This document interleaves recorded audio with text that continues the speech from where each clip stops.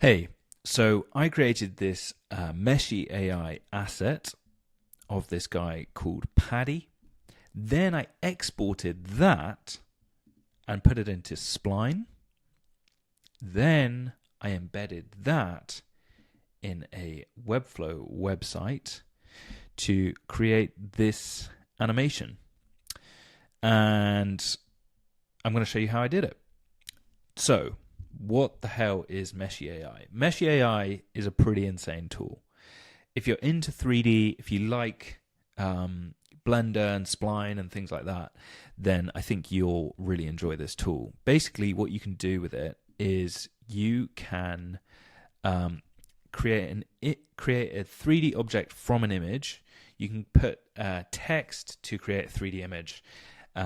Text to image, 3D to video. So it's pretty incredible what you can do with this type of thing. I mean, if you go to, if you go to their community page, it's like mad what people are just creating, from prompts, from uploading an image, and yeah, pretty incredible how easy it is to now do 3D.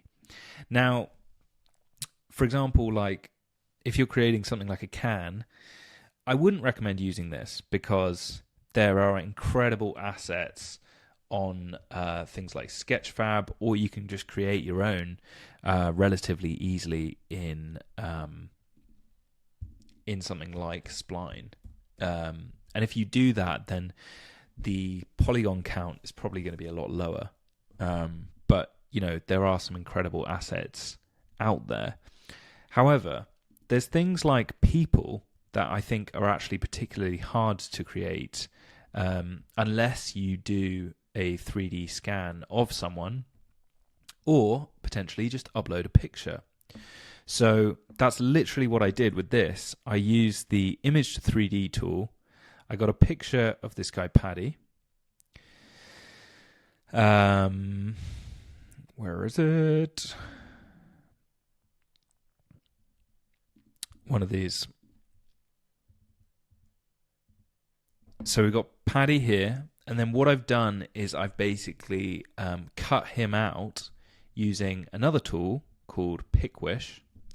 If you guys need to remove a background really quickly, I recommend this. So you can upload an image to here, cut out the background so that none of the 3D asset is confused with the background. I just wanted the cutout of this person to become a 3D object. And here's what it created initially.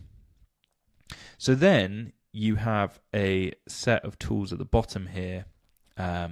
So what you can do is you can change the polygon count. So if you change to 100, say 100K, I should say, then what you've got is you've got a lot more complex 3D model. So it's going to have finer detail, but the actual megabyte size of your asset is going to be massive.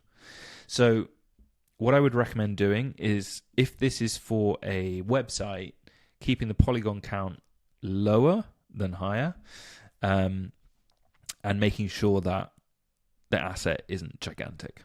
Okay. But some cool other things that you can do. Let's say you had a 3D object of a man. What you can do is you can actually basically initially upload a model of somebody. That one didn't work so well. So I've got a generic looking guy here. And then what you can do is you can animate, which is insane in my head. You can actually animate stuff and then download it as an FBX, which means that you can put it online as a little man walking, and you can, scan around. It's pretty insane, this tool. I'm so impressed with it. Okay, so we've got this model, and then you want to put a texture overlaying it. So what you can do is click texture, and then you can actually put the image like overlaying it. So what's happening is this image this model is being like wrapped in this image almost. So what we can do here is we can change the lighting. So if we go to here, then we've got environment settings. You can change the lighting. You can put on the background, which like wraps around it, which is quite cool. Obviously, you can upload your own HDRI image so that you can have a more detailed experience, and you can change the positioning of the HDRI. To be honest, I just turned it off and then I tweaked the lighting a bit. And yeah, I mean, you can do so much cool stuff in here. You can add, you can change roughness. You can change all sorts of things. What I'll do though is I'll actually just export this as is. Now, something important to say is that we can change the file format. So if you're exporting it for Spline, what I recommend doing is just having a GLB file, and that's going to give you the texture overlay. It's going to give you basically the model that you can see here. So download that. If you wanted a file that animates, then you could have the FBX file, and you can literally just import an FBX file straight into Spline. So I'll show you something that I've been working on. I think this one animates. So these are actually just FBX files that look static, and then when you click on them, we've got these little mushroom men that are running, and then you can embed that in a project and it will just loop if you want it to. Anyway, let's ignore that for now. We're just going to get the GLB download, and then what we're going to do is bring that into here. So if I go to my project, sorry, there's quite a lot of random stuff going on. There it is. So what I can do is actually just import this. So if we click on the bottom here, import, GLB is what we're looking for.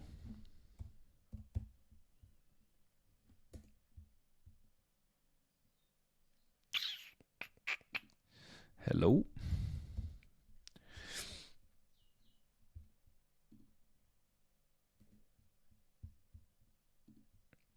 Okay, let's scroll through here.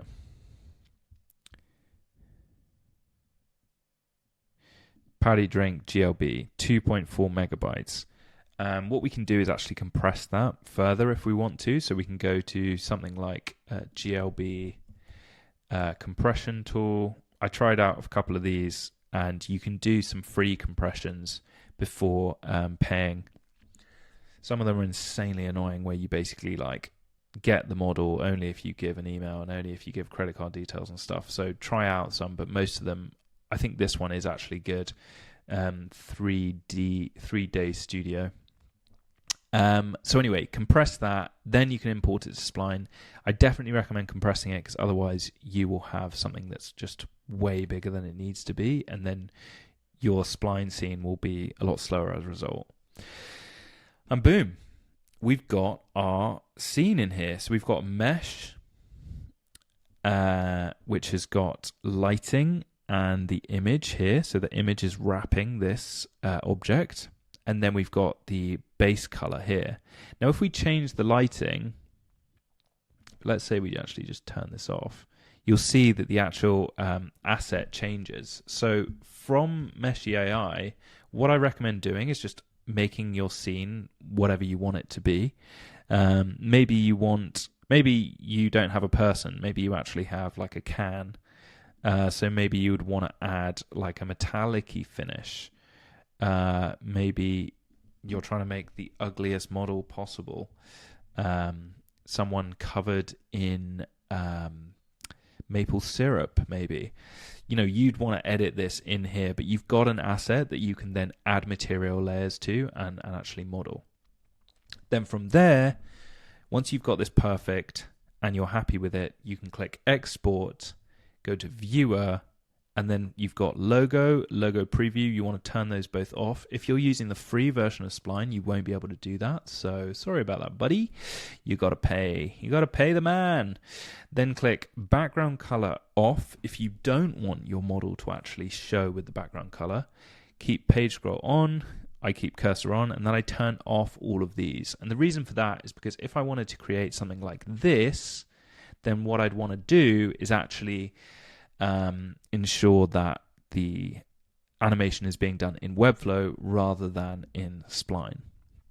I've actually created a whole other tutorial which goes massively in depth into all of this stuff, so I'm not going to go into that too much. I'll put a link below. God, I feel like a YouTuber. Look at that. Below. Get the link below. Okay, so update viewer. That means that all of these things are saved. You can then get the viewer embed. So scroll up to that. Overview, and then click on this. Then you can go into your project. You can embed it in here. So what I've got is I've actually got a spline asset, which I've added. So if you click Command K and then type in spline, you'll see spline scene, and then you'll have this object inside a container. I've made this 100% height, 100% width, and the spline container itself is 100 viewport height, 100 viewport width, so that's full height, full width, and it's fixed, which means that it's fixed to the background. Important thing to say. So that it's behind all the other content, and then it comes out of the scene here. So you see how it's behind all the content, behind, and then it shows. And the reason for that is because we've got content that is relative position 2, and then it shows below here where we get to spline scenes sections, which is static, 0 background color. Then we've got this fixed 0, and then we've got each of these being Z index 3, so that it's almost like they roll above that asset, which is fixed the whole time, if that makes sense.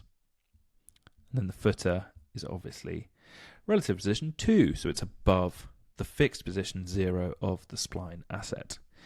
Then the animations are done inside here, so we go while page is scrolling, new scroll animation, and then we can change the animations inside of here. So what we've got is we've got Paddy at the top, smaller, so he's 0.5, and then he gets to he gets bigger and bigger, and then he also flips as well, which is kind of fun. So he starts flipping there, as you can see. 0, and then 2. Boom.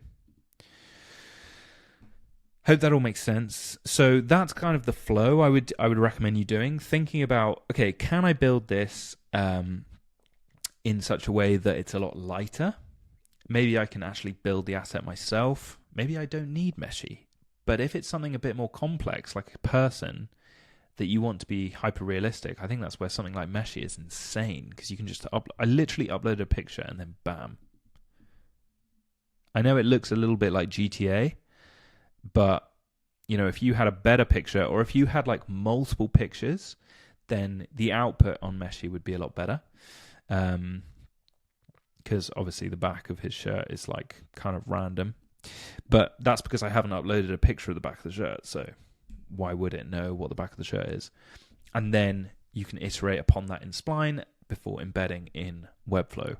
Wild what you can do with just a prompt, or just like picture upload, get a 3D asset, edit from there. Insane.